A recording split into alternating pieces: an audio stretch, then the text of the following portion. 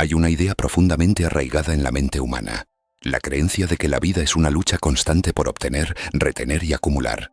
Desde pequeños aprendemos que debemos reunir cosas: dinero, conocimiento, poder, reconocimiento, seguridad. Se nos enseña a llenar un recipiente llamado vida, como si la existencia fuese un contenedor que debe ser abastecido constantemente para evitar el vacío. Sin embargo, algunos investigadores de la conciencia han descubierto algo radicalmente distinto. Robert B. Stone, uno de los principales estudiosos del potencial mental humano y discípulo de las corrientes surgidas alrededor del método Silva, llegó a una conclusión que desafía por completo esa visión tradicional. La energía de la vida no funciona como un recipiente, funciona como un conducto. Es decir, la mente humana no está diseñada para bicumular poder, sino para permitir que el poder fluya a través de ella. Esta diferencia aparentemente simple cambia por completo la forma en que entendemos la realidad. Imagina por un momento una tubería. El agua no pertenece a la tubería, simplemente pasa a través de ella.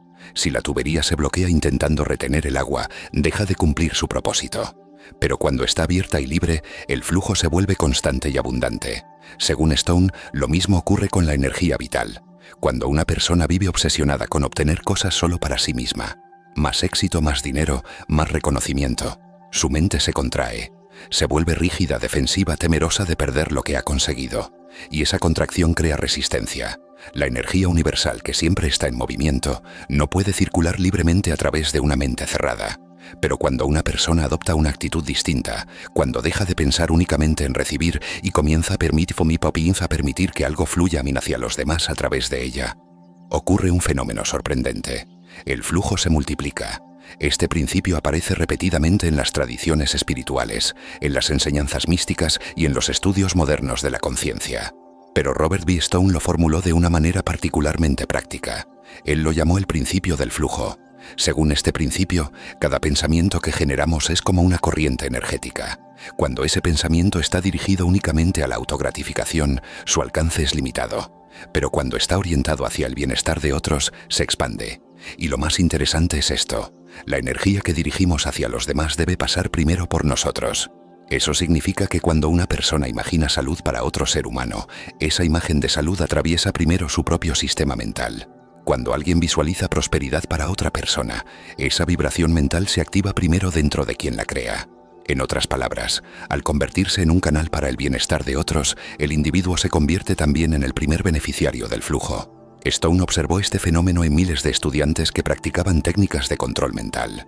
Personas que intentaban manifestar soluciones únicamente para sí mismas obtenían resultados irregulares.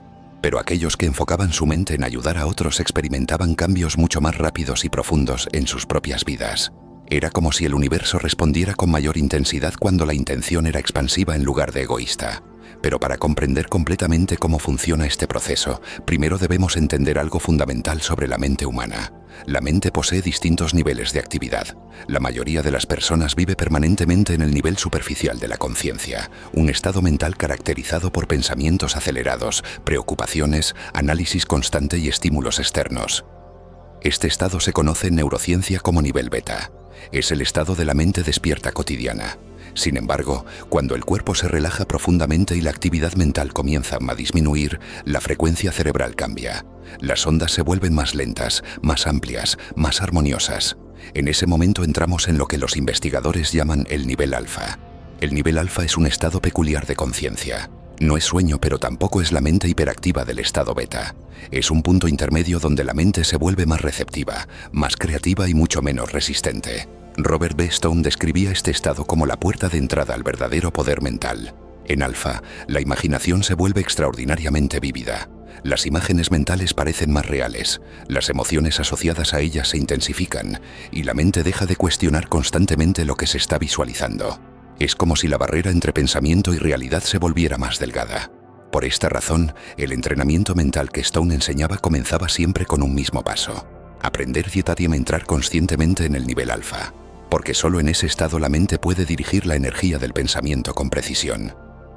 Sin ese estado de relajación profunda, la imaginación es dispersa. Pero en alfa, la mente se vuelve como un rayo láser.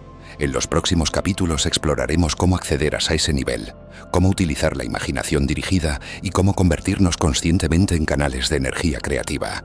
Pero antes de continuar, te invito a realizar un pequeño ejercicio. No necesitas cerrar los ojos todavía, solo escucha. Imagina que en el centro de tu pecho existe una pequeña esfera de luz. No una luz intensa o deslumbrante, sino una luz suave, cálida y tranquila. Ahora imagina que esa luz comienza a expandirse lentamente. No está luchando por crecer, simplemente se expande con naturalidad como una respiración. Esa luz no se acumula en tu interior, fluye. Primero llena tu cuerpo, luego se extiende más allá de ti, hacia las personas que conoces, hacia los lugares que amas, hacia aquellos que podrían necesitar un poco más de paz en este momento. No estás perdiendo energía, estás permitiendo que circule, y en ese acto simple, permitir que la energía fluya, estás comenzando a comprender el primer secreto que Robert B. Stone enseñó a miles de estudiantes en todo el mundo. La mente humana no fue diseñada para contener el poder, fue diseñada para transmitirlo. En el siguiente capítulo exploraremos el estado mental que permite que ese flujo ocurra con claridad y precisión. El estado donde la imaginación comienza a moldear la realidad. El misterioso y poderoso nivel alfa de la conciencia. La mayoría de las personas vive toda su vida sin darse cuenta de que su mente funciona en diferentes niveles de conciencia. Creen que pensar es simplemente pensar, que la mente es una única corriente continua de pensamientos, recuerdos y emociones. Pero los investigadores del potencial humano descubrieron algo extraordinario. La mente cambia radicalmente dependiendo de la frecuencia en la que opera. Robert B. Stone dedicó gran parte de su trabajo a estudiar estas frecuencias mentales y cómo influyen en nuestra capacidad para crear, sanar y transformar la realidad. Para comprender esto, debemos imaginar la mente como un océano. En la superficie del océano, el agua está agitada.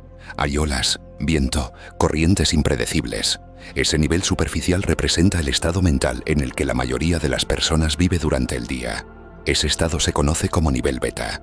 En beta, la mente está ocupada analizando, comparando, recordando problemas, anticipando preocupaciones y reaccionando constantemente a los estímulos del mundo exterior.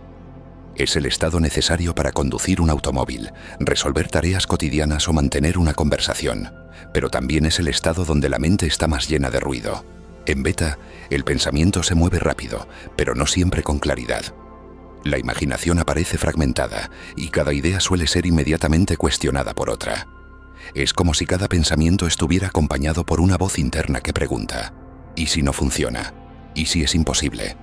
Ese diálogo interno crea resistencia, y la resistencia bloquea el flujo creativo de la mente. Sin embargo, cuando el cuerpo comienza a relajarse profundamente, ocurre algo interesante. Las ondas cerebrales disminuyen su velocidad y la actividad mental cambia de ritmo. Es como si las olas de la superficie empezaran a calmarse. En ese momento, la mente entra en lo que los científicos llaman nivel alfa.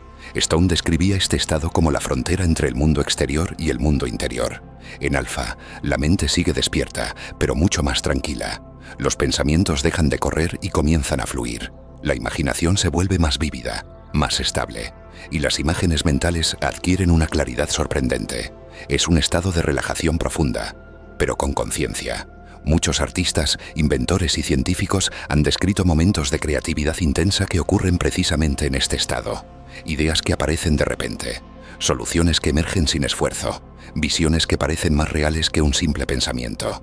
Robert B. Stone creía que el nivel alfa es la frecuencia natural del poder mental, porque en este estado la mente deja de resistir.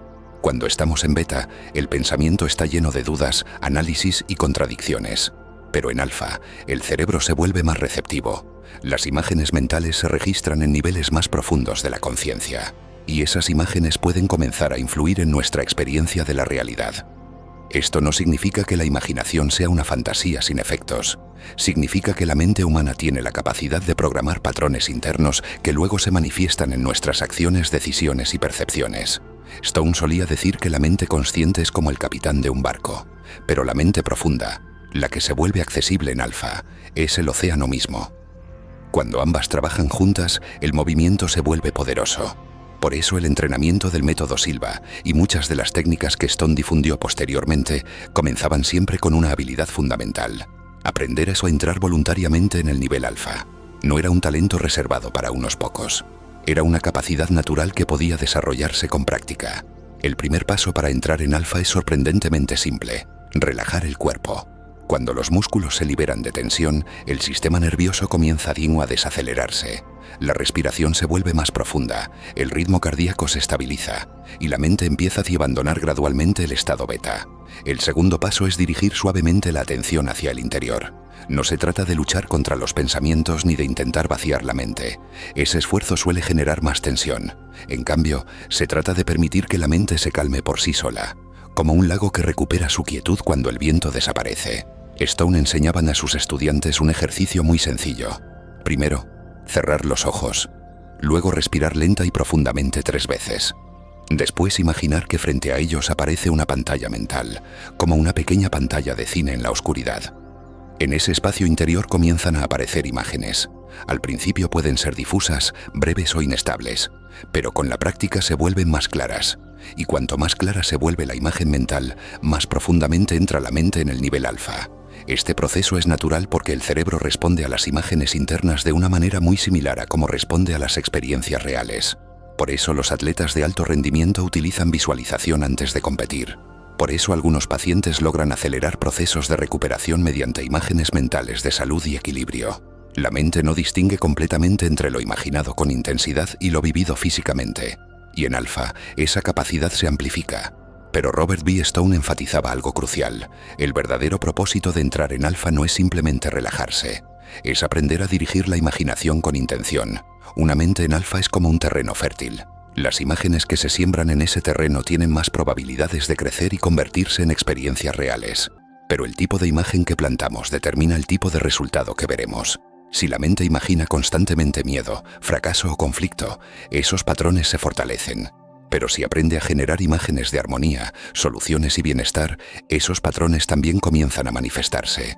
Por eso Stone insistía en que el nivel alfa debía utilizarse con conciencia, no como una herramienta para escapar de la realidad, sino como un laboratorio interior donde se puede comenzar a moldear una versión más elevada de ella. En el próximo capítulo exploraremos cómo utilizar ese estado mental para algo que Stone consideraba el secreto más poderoso del control mental, un principio que sorprendió incluso a los investigadores más escépticos. La idea de que la forma más rápida de transformar tu propia vida es aprender a crear milagros para otros. A lo largo de la historia, la humanidad ha buscado formas de influir en la realidad. Desde rituales antiguos hasta oraciones, desde prácticas espirituales hasta modernas técnicas de visualización, siempre ha existido la intuición de que la mente humana posee una capacidad creativa mucho más profunda de lo que aparenta. Robert B. Stone pasó años investigando precisamente ese fenómeno, pero durante sus estudios encontró algo inesperado. Las personas que utilizaban técnicas mentales para mejorar su propia vida a veces obtenían resultados, pero no siempre de manera consistente. Algunos lograban cambios, otros no. Algunos experimentaban mejoras temporales, mientras otros parecían estancarse. Sin embargo, ocurrió algo curioso con otro grupo de estudiantes. Aquellos que comenzaron a utilizar las técnicas mentales para ayudar a otras personas experimentaron resultados mucho más rápidos y sorprendentes, incluso en sus propias vidas. Al principio esto parecía una paradoja. ¿Por qué alguien que se concentra en resolver los problemas de otros termina resolviendo los suyos con mayor facilidad? La respuesta, según Stone, están en la naturaleza misma del flujo de energía mental. Recordemos el principio del que hablamos en el primer capítulo. La energía no está diseñada para acumularse, sino para fluir. Cuando una persona intenta dirigir su poder mental exclusivamente hacia sí misma, suele aparecer una barrera invisible. El deseo se mezcla con ansiedad, expectativa y miedo al fracaso. Esa tensión genera resistencia. La mente comienza a preguntarse constantemente: ¿funcionará? ¿Y si no pasa nada? ¿Y si estoy imaginando en vano? Ese tipo de dudas debilita el proceso, pero cuando la intención cambia y la mente se enfoca en el bienestar de otra persona, ocurre algo diferente. La presión desaparece.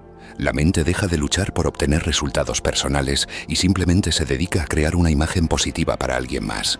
En ese momento, la imaginación fluye con mayor libertad, y ese flujo libre de resistencia es precisamente lo que permite que la energía mental se active con más fuerza. Stone observó esto en numerosos ejercicios de visualización realizados por estudiantes entrenados en el nivel alfa. Cuando se les pedía imaginar soluciones para sí mismos, el proceso era más lento. Pero cuando se les pedía visualizar salud, éxito o armonía para otra persona, las imágenes mentales se volvían más claras y poderosas. Era como si la mente supiera cómo ayudar, cuando dejaba de preocuparse por sí misma. Pero aquí aparece el elemento más interesante de todo el proceso. La energía dirigida a seguir hacia otra persona no viaja directamente desde la mente hacia el exterior. Primero atraviesa a quien la genera. Imagina una linterna. La luz no aparece directamente en el objeto iluminado. Primero pasa por el interior del dispositivo que la emite. Lo mismo ocurre con la energía mental. Cuando alguien visualiza salud para otra persona, esa imagen de salud se activa primero en su propio sistema mental. Cuando alguien imagina prosperidad para otro ser humano, esa vibración mental se genera primero en su propio campo de conciencia. Eso significa que el individuo que dirige la intención se convierte, inevitablemente, en el primer receptor de esa energía. Por eso Stone decía que el acto de ayudar mentalmente a otros es también un acto de transformación personal. No porque el universo esté otorgando una recompensa, sino porque el flujo de energía pasa primero por quien lo dirige. Este principio fue probado muchas veces en prácticas grupales de control mental. Los estudiantes se reunían, entraban en estado alfa y comenzaban a visualizar soluciones para alguien que enfrentaba una dificultad. Podía ser una persona enferma, alguien con problemas económicos o alguien que necesitaba claridad para tomar una decisión importante. El grupo no pedía nada para sí mismo. Solo imaginaba la situación de esa persona resolviéndose de la mejor manera posible. Y mientras lo hacían, ocurría algo curioso.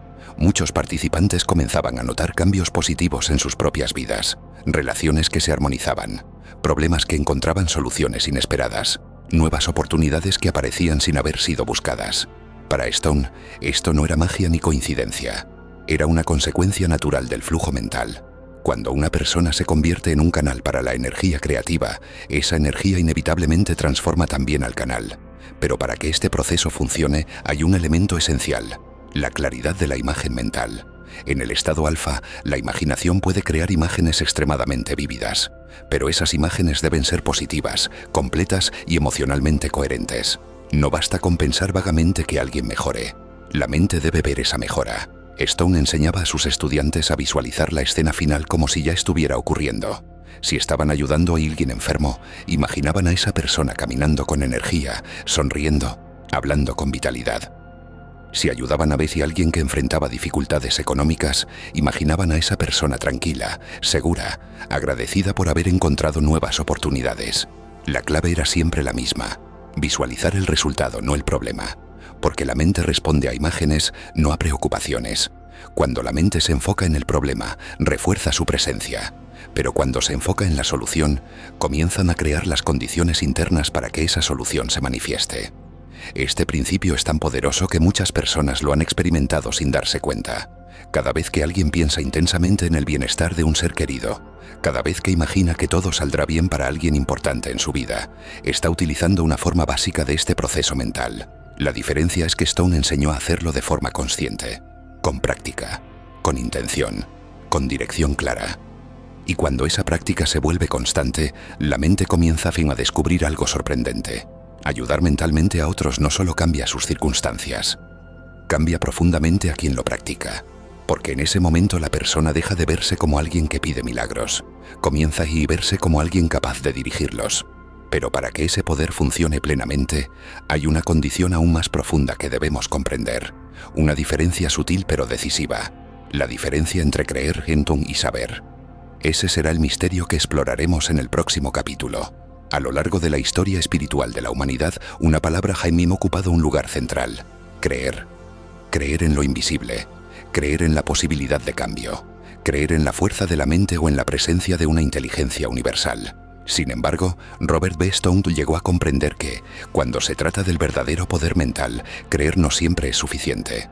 Muchas personas creen en la posibilidad de transformar su vida, creen en la energía del pensamiento, creen en la visualización, creen en la existencia de un orden mayor en el universo, pero aún así, sus resultados son irregulares. ¿Por qué ocurre esto? Stone descubrió que existe una diferencia fundamental entre creer y saber. Creer implica una cierta duda silenciosa. Es una esperanza, una inclinación hacia la posibilidad, pero todavía existe un pequeño espacio para la incertidumbre. Cuando alguien dice, creo que esto funcionará, en el fondo también está diciendo, no estoy completamente seguro. Esa duda, por pequeña que sea, introduce una interferencia en el proceso mental. En cambio, saber es diferente. Saber es un estado interno donde la mente deja de debatir. No existe lucha, no existe discusión interna, no existe necesidad de convencerse. Simplemente hay certeza. Stone llegó a comprender esta diferencia a través de sus encuentros con diversas figuras influyentes en el campo de la metafísica y la filosofía natural. Entre ellas, uno de los pensadores que más lo impactó fue Walter Russell, un científico y filósofo que dedicó su vida a explorar la naturaleza energética del universo. Russell sostenía una idea poderosa. El universo no está hecho de materia sólida, sino de energía organizada en patrones de movimiento. Todo lo que percibimos como realidad física, desde una montaña hasta el cuerpo humano, es en esencia una manifestación de energía en vibración constante.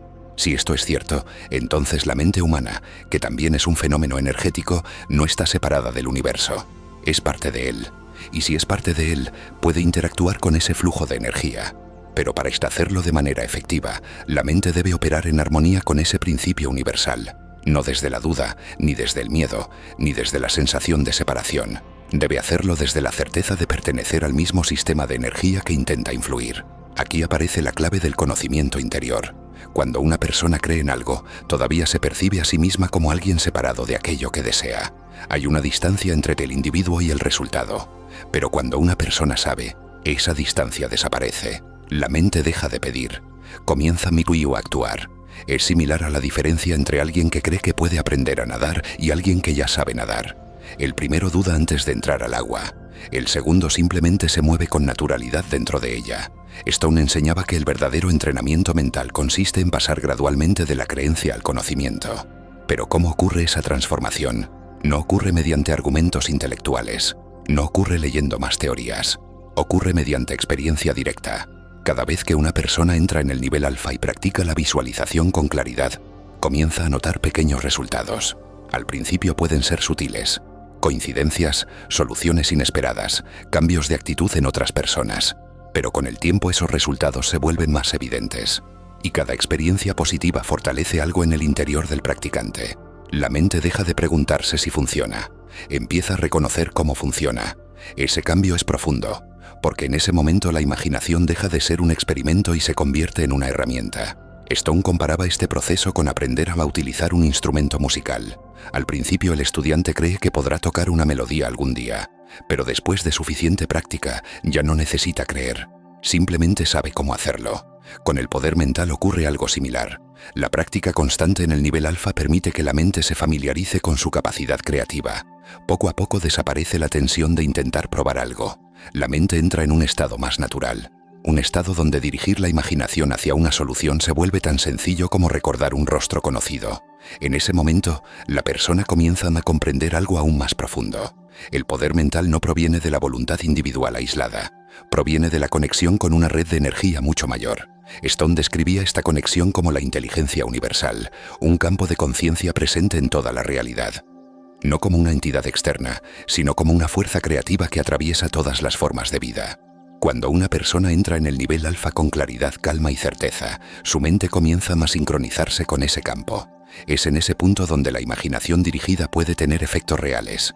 No porque la persona esté forzando al universo a obedecer sus deseos, sino porque está cooperando con una energía que ya está en movimiento. Por eso Stone insistía tanto en la actitud interna del practicante. No se trata de controlar la realidad, se trata de alinearse con ella. Cuando esa alineación ocurre, las visualizaciones se vuelven más poderosas. Las intuiciones aparecen con mayor claridad y las soluciones comienzan a surgir de maneras que antes parecían imposibles. Pero para llegar a ese punto, la mente debe aprender algo esencial: dejar de luchar contra el flujo natural de la energía. Y eso nos lleva al siguiente paso del entrenamiento mental. Un paso que transforma la teoría en experiencia directa. Un ejercicio simple pero profundamente transformador. La práctica de convertirse conscientemente en un canal de luz y energía. Ese será el viaje que exploraremos en el próximo capítulo. Hasta ahora hemos explorado varios principios fundamentales: el flujo de la energía mental, el estado alfa de la conciencia, el poder de visualizar soluciones para otros y la profunda diferencia entre creer y saber. Pero todo este conocimiento tiene un propósito específico. No fue diseñado solo para ser comprendido. Fue diseñado para ser experimentado. Robert B. Stone insistía en que el verdadero aprendizaje ocurre cuando la mente pasa de la teoría a la práctica. La comprensión intelectual puede abrir la puerta, pero es la experiencia directa la que transforma a la persona. Por esa razón, una de las enseñanzas centrales de su trabajo era aprender a convertirse en un canal consciente de muy energía. Esta idea puede parecer abstracta al principio, pero en realidad describe un proceso muy natural. Recuerda el principio del flujo. La energía vital no está diseñada para ser almacenada, sino para circular. Cuando una persona permite ese movimiento, su mente se vuelve más clara, su intuición más precisa y su influencia mental más efectiva. Convertirse en un canal consciente significa participar activamente en ese flujo. No se trata de forzar nada, se trata de abrir la mente y permitir que la energía creativa se mueva a través de la imaginación dirigida. Stone enseñaba un ejercicio que muchos de sus estudiantes practicaron durante años. Un ejercicio sencillo, pero profundamente poderoso. El primer paso es entrar en el nivel alfa. Para hacerlo, el cuerpo debe relajarse completamente. La respiración se vuelve lenta y profunda. Los músculos del rostro, los hombros y el pecho liberan cualquier tensión. La mente comienza a desacelerarse. Cuando ese estado aparece, el practicante dirige su atención hacia el centro de su pecho, justo en el área del corazón. Allí comienza el ejercicio. Imagina que en ese punto existe una pequeña esfera de luz. No es una luz intensa ni deslumbrante. Es una luz suave, cálida, tranquila. Una presencia luminosa que parece contener una sensación profunda de paz. Durante unos momentos, simplemente obsérvala. Permite que tu mente se familiarice con su presencia. Ahora imagina que esa esfera comienza a expandirse lentamente. No de manera brusca, sino de forma natural, como si estuviera respirando. Con cada inhalación se vuelve un poco más grande. Con cada exhalación se estabiliza y se vuelve más brillante. La luz comienza a llenar tu pecho. Luego se expande hacia tus hombros, tus brazos, tu abdomen, tus piernas. En pocos instantes, todo tu cuerpo está rodeado por esa luz tranquila. Pero el ejercicio no termina ahí. Ahora imagina que esa luz continúa expandiéndose más allá de tu cuerpo. Se extiende hacia la habitación donde estás, luego hacia el espacio que te rodea. No estás perdiendo energía. Recuerda el principio del flujo. La luz no se agota porque no proviene solo de ti. Proviene del campo universal de energía que atraviesa toda la vida. Tú simplemente estás permitiendo que pase a través de tu conciencia. Mientras esa luz se expande, piensa en una persona que pueda beneficiarse de bienestar, claridad o paz. No pienses en su problema, piensa en su bienestar. Imaginas a esa persona tranquila, sonriendo, viviendo la solución que necesita. Observa esa escena como si ya estuviera ocurriendo y permite que la luz fluya hacia ella. No estás enviando algo que te pertenece. Estás permitiendo que la energía universal encuentre un camino a través de tu mente. Stone observó que cuando los estudiantes practicaban este ejercicio con regularidad, comenzaban a experimentar cambios notables. Su estado emocional se volvía más equilibrado, sus pensamientos más claros y su capacidad de visualizar soluciones aumentaba considerablemente. Pero lo más interesante era otro fenómeno. Muchos practicantes comenzaban a notar una sensación profunda de conexión con los demás. La separación entre yo y los otros parecía volverse menos rígida. Esto ocurría porque al convertirse en canales conscientes de energía, las personas comenzaban a percibir algo que antes había pasado desapercibido: la interconexión de la vida. Cuando la mente entra en alfa y se enfoca en el bienestar de otros, deja de operar únicamente desde la perspectiva individual. Empiezan a percibir la realidad como una red de conciencia donde cada pensamiento puede influir en el conjunto. Ese cambio de percepción transforma la forma en que una persona vive. La competencia comienza a perder sentido. La cooperación aparece de forma natural. La mente ya no ve a los demás como obstáculos o amenazas, sino como partes de un mismo sistema. Y cuando esa comprensión se vuelve profunda, algo extraordinario ocurre. El flujo de energía mental se vuelve constante. Ya no depende de un esfuerzo ocasional. Se convierte en una actitud permanente hacia la vida. La persona ya no busca controlar cada circunstancia. Simplemente mantiene abierta la conexión. Stone afirmaba que este estado representa el comienzo de una nueva etapa en el desarrollo mental. Una etapa donde el individuo deja de verse como alguien que lucha contra la realidad y comienza a verse como alguien que participa activamente en su creación. Pero aún queda un paso final para comprender plenamente este proceso. Una conclusión que une todos los principios que hemos explorado.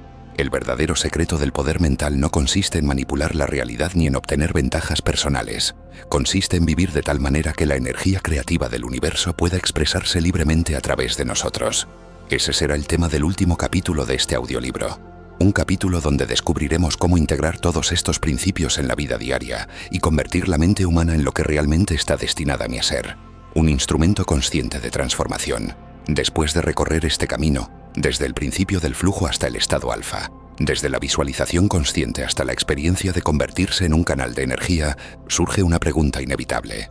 ¿Qué significa realmente vivir con este conocimiento? Robert B. Stone llegó a una conclusión clara tras años de investigación y práctica con miles de estudiantes. El verdadero poder mental no consiste en pedir milagros, sino en aprender a dirigirlos. Pero dirigir un milagro no significa forzar la realidad ni controlar el destino de las personas. Significa algo mucho más sutil y profundo. Significa cooperar conscientemente con las fuerzas creativas que ya existen en el universo. La mayoría de las personas vive reaccionando a las circunstancias. Cuando aparece un problema, la mente entra en preocupación. Cuando surge una dificultad, el pensamiento se llena de miedo y resistencia. En ese estado mental, la imaginación se enfoca constantemente en lo que falta, en lo que podría salir mal o en lo que parece imposible cambiar. Y como la mente responde a imágenes, esos pensamientos terminan reforzando precisamente aquello que la persona desea evitar. Stone comprendió que el entrenamiento mental tenía como objetivo romper ese patrón. Cuando una persona aprende a entrar en el nivel alfa, su mente deja de reaccionar automáticamente al mundo exterior. En lugar de responder al problema, puede comenzar a imaginar la solución. Esa diferencia parece pequeña, pero cambia por completo la forma en que la mente interactúa con la realidad.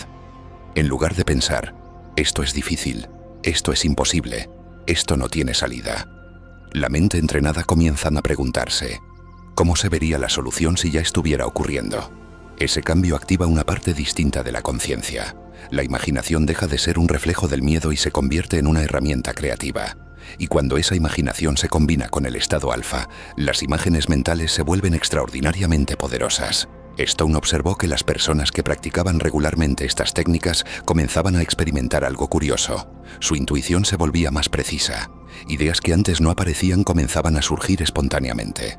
Soluciones creativas emergían sin esfuerzo. Coincidencias aparentemente improbables comenzaban a ocurrir con mayor frecuencia. Desde la perspectiva científica, esto puede interpretarse como un aumento en la capacidad del cerebro para reconocer patrones y oportunidades. Desde la perspectiva metafísica, puede entenderse como una mayor sincronía con la inteligencia universal. Pero cualquiera que sea la explicación, el resultado es el mismo. La mente entrenada comienza a mirar e interactuar con la realidad de una manera más consciente. Stone afirmaba que este es el momento en que una persona empieza a convertirse en un director de energía mental. No en el sentido de dominar la realidad, sino en el sentido de orientar su atención hacia aquello que desea fortalecer en el mundo. Porque todo pensamiento al que damos atención tiende a expandirse. Si la mente se concentra constantemente en el conflicto, percibirá más conflicto. Si se enfoca en la escasez, verá escasez en todas partes. Pero cuando la mente se entrena para visualizar armonía, soluciones y bienestar, comienza a reconocer oportunidades que antes pasaban desapercibidas. Esto transforma profundamente la vida cotidiana. Las conversaciones cambian, las decisiones cambian, las relaciones cambian. La persona deja de actuar desde el miedo y empieza a actuar desde la claridad. Y poco a poco aparece una comprensión más profunda. El verdadero poder mental no es una habilidad reservada para unos pocos. Es una capacidad natural del ser humano que ha permanecido dormida durante mucho tiempo. Cada pensamiento es una forma de energía. Cada imagen mental es una dirección para esa energía. Y cada intención consciente puede convertirse en una fuerza creativa cuando se combina con calma, claridad y propósito. Pero Stone siempre recordaba algo importante a sus estudiantes. Este conocimiento no debe utilizarse solo para beneficio personal. Cuando la mente se enfoca únicamente en el interés individual, el flujo se vuelve limitado. La energía pierde su expansión natural. En cambio, cuando la intención incluye el bienestar de otros, el flujo se vuelve más amplio y poderoso. Por eso, el verdadero practicante del control mental no busca simplemente mejorar su propia vida. Busca contribuir al equilibrio del mundo que lo rodea. Cada vez que visualiza paz para alguien que sufre, cada vez que imagina salud para quien enfrenta enfermedad, cada vez que dirige pensamientos de armonía hacia situaciones difíciles, está participando activamente en el proceso creativo de la realidad. Quizás nunca vea directamente todos los efectos de esos pensamientos, pero eso no significa que no existan. La mente humana es mucho más influyente de lo que la mayoría de las personas imagina. Y cuando esa mente aprende a operar desde el nivel alfa, con claridad, certeza y una intención expansiva, se convierte en algo extraordinario. Se convierte en un punto de encuentro entre la conciencia individual y la inteligencia universal. Ese es el verdadero significado del poder mental. No es control, no es dominación, es participación consciente en el flujo de la vida. Y cuando una persona vive de esa manera, descubre algo que Robert B. Stone enseñó a lo largo de toda su vida. Los milagros no son eventos sobrenaturales reservados para unos pocos momentos excepcionales. Son expresiones naturales de una mente que ha aprendido a alinearse con la energía creativa del universo. Y ese poder ha estado dentro de nosotros desde el principio.